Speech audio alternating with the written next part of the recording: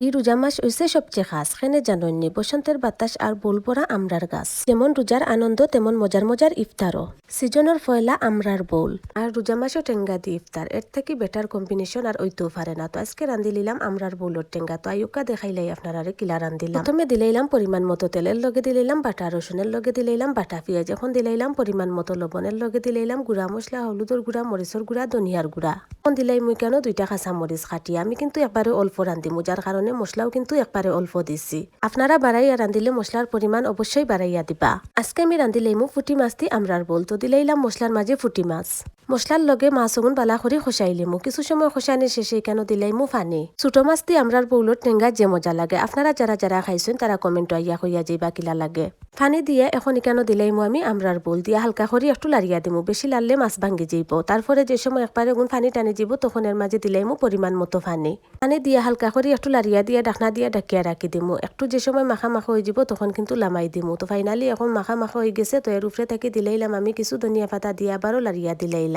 আমরার বুলোর টেঙ্গা কিন্তু রেডি হয়ে গেছে দেখোকা দেখতে কতটা লোভনীয় হয়েছে খাইতেও যে মজা হয়েছে আপনারা কিলা রান্ধেন অবশ্যই কমেন্টও জানাইবা শেয়ার দিয়ে আমার লগে থাক।